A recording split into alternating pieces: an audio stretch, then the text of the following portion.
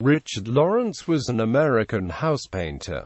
He was the first known person to attempt to assassinate a sitting president of the United States. Lawrence attempted to shoot President Andrew Jackson outside the United States Capitol on January 30, 1835.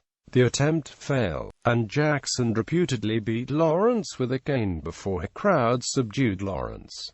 Lawrence spent the remainder of his life in an insane asylum. Life before assassination attempt. Lawrence was born in Lancashire, England, most likely around 1800 or 1801. His family immigrated to the United States when he was 12 years old and settled in Virginia near Washington, D.C. Lawrence's childhood and early adult years were apparently normal. At his trial, he was described by acquaintances and relatives as a relatively fine young boy, who was reserved in his manner, but industrious and of good moral habits.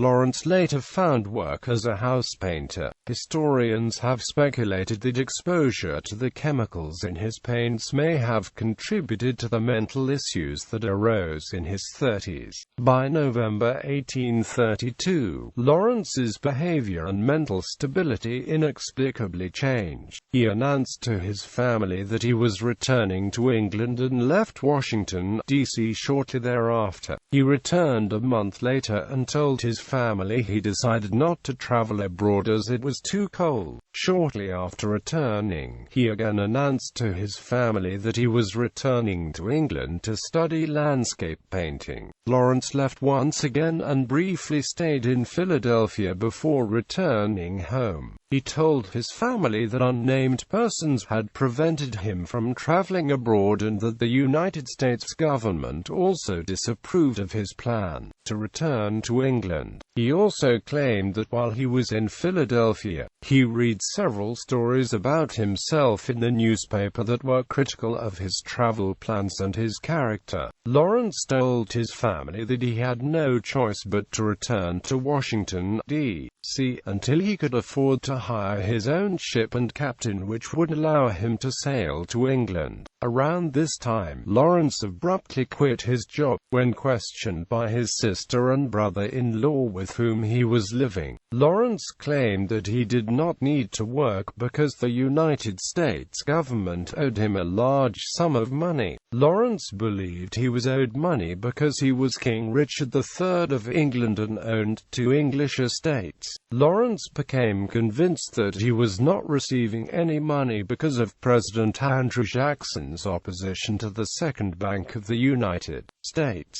He felt that if President Jackson were no longer in office, Vice President Martin Van Buren would establish a national bank and allow Congress to pay him the money for his English estate claims. Lawrence's personality and outward appearance changed dramatically around this point. The once conservatively dressed Lawrence grew a moustache and began buying expensive and flamboyant clothing which he would change 3 or 4 times a day. Lawrence also took to standing in the doorway of his home for hours getting out into the street. Neighborhood children would jokingly address him as King Richard. This typically pleased Lawrence, who failed to realize the children were teasing him. He also became paranoid and hostile towards others. On one occasion, he threatened to kill a maid who he thought was laughing at him. Lawrence also began verbally and physically abusing his family, mainly his sisters, over imagined slights. In one instance, he threatened to hit his sister with a paperweight because he believed she had been talking about him. At Lawrence's trial, witnesses described the bizarre behavior he exhibited during this time. Several people testified that Lawrence would engage in nonsensical conversations with himself, while others stated that he would have laughing and cursing fits. Assassination attempt. In the weeks leading up to the assassination attempt on President Jackson, Lawrence began observing Jackson's movements.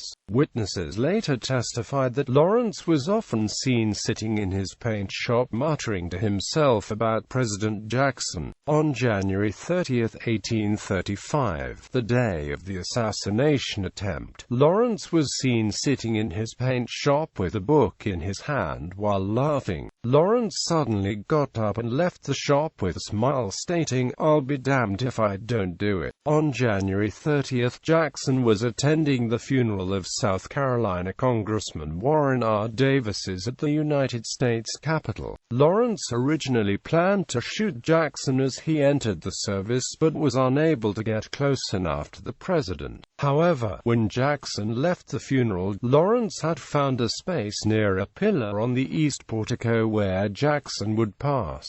As Jackson walked, Lawrence stepped out and fired his first pistol at Jackson's back. It misfired. Lawrence quickly made another attempt with his second pistol, but that also misfired. It was later determined that the weapons he had chosen were noted for being vulnerable to moisture, and the weather on that date was extremely humid and damp. Lawrence's unsuccessful attempts were noticed by Jackson, who proceeded to beat him with his cane very brutally. The crowd eventually intervened and wrestled Lawrence into a submission.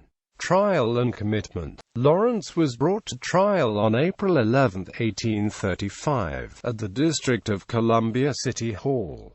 The prosecuting attorney was Francis Scott Key. At his trial, Lawrence was prone to wild rants and he refused to recognize the legitimacy of the proceedings. At one point he said to the courtroom, "It is for me, gentlemen, to pass judgment on you, and not you upon me." After only 5 minutes of deliberation, the jury found Lawrence not guilty by reason of insanity. In the years following his acquittal, Lawrence was held by several institutions and hospitals. In 1855, he was committed to the newly opened government hospital for the insane in Washington, D.C., where he remained until his death on June 13, 1861. Aftermath. As with later assassinations, there would be speculation that Lawrence was part of a conspiracy. While nobody denied Lawrence's involvement, many people, including Jackson, believed that he may have been supported to put up to carrying out the assassination attempt by the president's political enemies.